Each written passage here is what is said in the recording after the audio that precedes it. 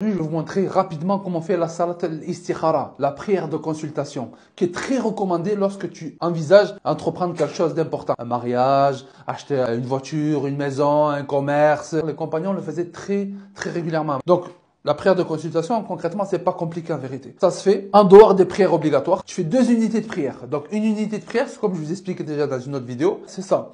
Allahu Akbar. Tu récites la Fatiha. Une fois que tu as fini de réciter la Fatiha, tu récites une autre sourate ou un verset. On ne coupe pas un verset en milieu. Ensuite, Allahu Akbar. Voilà, un ruku'. Ensuite, tu te relèves. Sami Allahu liman hamidah. Allahumma rabbana lakal hamd. Et ensuite, tu pars en prosternation. Allahu Akbar.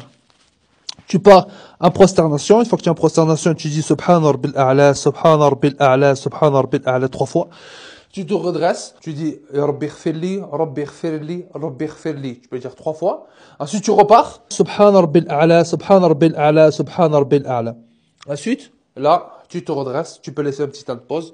Et tu te redresses en t'appuyant sur tes mains.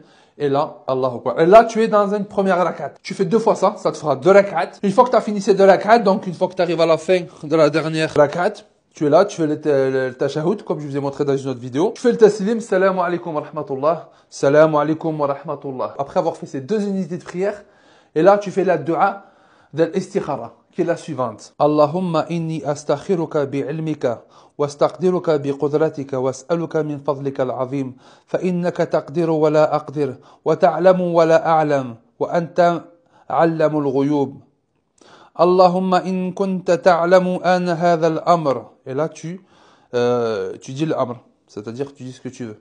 Tu dis ce que tu souhaites. Si cette femme est un bien pour moi, si l'achat de ce véhicule est un bien pour moi, si ce voyage est un bien pour moi.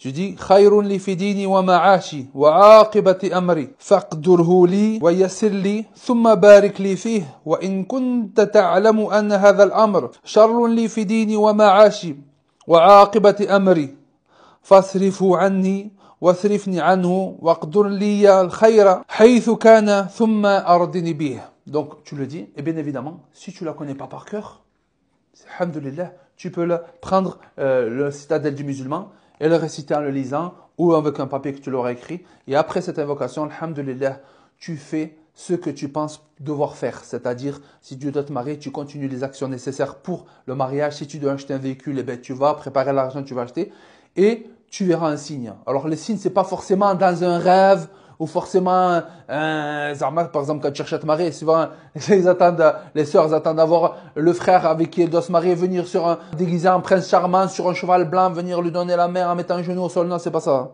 Tu le sens, ça veut dire qu'Allah il te facilite